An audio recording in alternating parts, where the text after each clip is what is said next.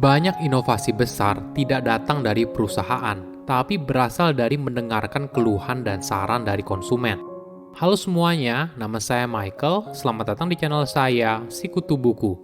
Kali ini saya akan bahas buku In Search of Excellence karya Tom Peters dan Robert H. Waterman Jr.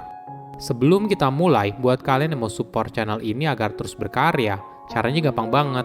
Kalian cukup klik subscribe dan nyalakan loncengnya.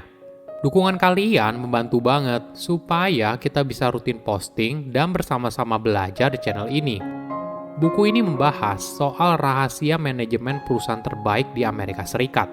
Berdasarkan studi dari 43 perusahaan Amerika terbaik, penulis berusaha menuliskan resep rahasia dari kesamaan yang mereka miliki. Resep rahasianya bukan berasal dari strategi yang diambil, keahlian CEO-nya, atau sistem yang baik. Namun semua bermula dari budaya perusahaan. Apa nilai dari perusahaan yang kamu buat? Apa hal yang membuat kamu dan karyawan kamu bangga bekerja di sana? Buku ini boleh dibilang merupakan buku manajemen klasik. Namun prinsip bisnis yang dijelaskan dalam buku ini boleh dibilang masih relevan apabila diterapkan saat ini. Saya merangkumnya menjadi 3 hal penting dari buku ini. Pertama, manajemen perusahaan hebat. Ketika perusahaan semakin besar, biasanya struktur organisasinya menjadi semakin rumit. Dulu, mungkin keputusan dapat diambil dengan cepat, karena kita bisa dengan mudah berdiskusi dengan pembuat keputusan misalnya CEO. Namun ketika perusahaan semakin besar, begitu banyak lapisan yang harus kita lewati terlebih dahulu. Misalnya kamu seorang staf yang punya ide besar untuk meningkatkan penjualan perusahaan. Kamu harus berusaha meyakinkan atasan kamu dulu di level manajer. Jika bos kamu setuju, lalu ide kamu berlanjut ke bosnya manajer, yaitu direktur. Apabila direktur kamu setuju, baru kemudian keputusan terakhir ada di tangan CEO. Proses ini bukan hanya butuh waktu yang lama, namun kadang sangat melelahkan. Perusahaan hebat bisa punya fleksibilitas, bukan hanya untuk keputusan yang perlu diambil oleh manajemen puncak, tapi juga apabila butuh diskusi yang mendalam dengan berbagai departemen dulu. Sebagai contoh, di IBM, CEO-nya secara langsung menangani keluhan dari 350.000 karyawannya. Manajemen perusahaan memberikan akses kepada karyawan apabila mereka membutuhkannya. Contoh lain, perusahaan menciptakan sebuah tim khusus untuk menjalankan sebuah proyek sehingga bisa bergerak lebih cepat. Proyek tersebut biasanya berisi berbagai tim, mulai dari tim produk, tim penjualan, tim hukum, dan sebagainya. Banyak perusahaan besar mendapatkan ide pengembangan bisnis justru dari konsumen. Mereka selalu bersedia untuk mendengar apa keluhan dan saran dari konsumen. Nah, ada contoh menarik dari IBM. Saat itu, IBM belum menjadi yang terdepan dalam sektor teknologi. Namun ketika manajemennya berubah dan fokus untuk memberikan pelayanan terbaik bagi konsumen, semuanya berubah. Karyawan baru level staff menghabiskan 3 tahun pertama mereka untuk menangani keluhan konsumen. Semua itu harus diselesaikan 24 jam sejak keluhannya diterima. Cara ini yang membuat karyawan tersebut punya pemahaman yang lebih baik soal produk dan jasa yang dijual oleh perusahaan. Selain itu, loyalitas konsumen juga meningkat karena mereka merasa IBM sangat peduli atas apa yang mereka katakan. Contoh lain yaitu dari Procter & Gamble. Mereka merupakan perusahaan pertama yang memiliki layanan bebas pulsa bagi konsumen. Di kemudian hari, banyak inovasi produk awalnya berasal dari konsumen, bukan dari perusahaan. Kedua, peduli karyawan dengan tulus. Apa karakteristik perusahaan yang sukses? Mereka secara tulus peduli dengan karyawan. Manajemen menghargai setiap karyawan, menginvestasikan waktu dan uang untuk pengembangan diri karyawan. Namun tidak semua menjalani hal tersebut. Banyak perusahaan tidak secara tulus peduli dengan karyawan mereka. Hal ini biasanya mengarah pada 2 jenis bencana manajemen. Pertama, lip service disaster. Walaupun manajemen mengatakan kalau mereka peduli kesejahteraan karyawan, namun kenyataannya hanya sedikit investasi yang diberikan, entah itu waktu atau uang. Misalnya jumlah pelatihan yang sangat sedikit bagi karyawan. Kedua, gimmick disaster. Tipe manajemen ini biasanya suka menggunakan insentif seperti Employee of the Month untuk menunjukkan kalau mereka peduli. Namun inisiatif ini biasanya hanya berjalan sebentar.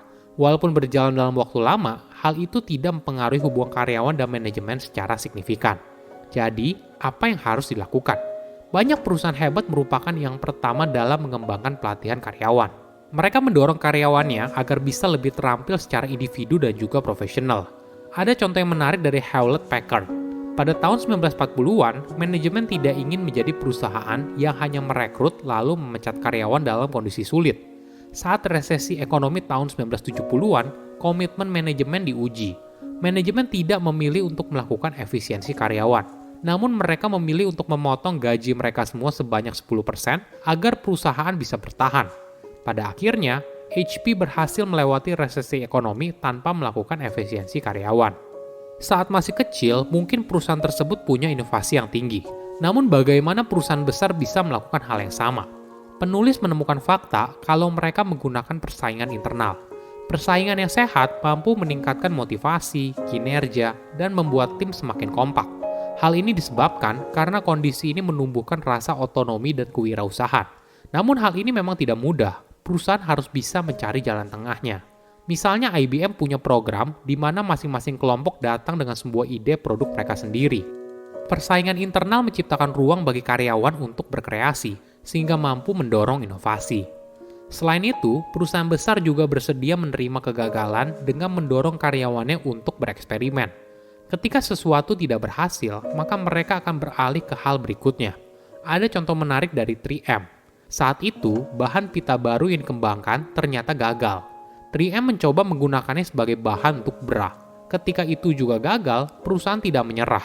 Akhirnya bahan itu menjadi standar dalam masker pengaman yang dikenakan oleh para pekerja pemerintah. Ketiga, pentingnya nilai perusahaan. Perusahaan yang besar punya tantangannya sendiri. Mungkin saat perusahaan masih kecil, fokus utama adalah untuk meningkatkan penjualan sebesar-besarnya. Namun ketika jumlah karyawannya semakin banyak, apalagi jika perusahaan bertumbuh semakin cepat, kadang, apa yang diimpikan oleh pemilik bisnis belum tentu dipahami oleh setiap karyawan. Itulah sebabnya, perusahaan butuh nilai apa yang mereka anut. Serangkaian nilai ini akan menjadi pedoman bagi karyawan untuk memahami arah perusahaan. Riset membuktikan banyak perusahaan hebat memiliki nilai perusahaan yang jelas. Misalnya perusahaan bernama Danau Corporation yang memiliki nilai manajemen inklusif yang memprioritaskan kesederhanaan. Kesamaan lain dari berbagai perusahaan hebat adalah komitmen pada inovasi di setiap tingkat jabatan.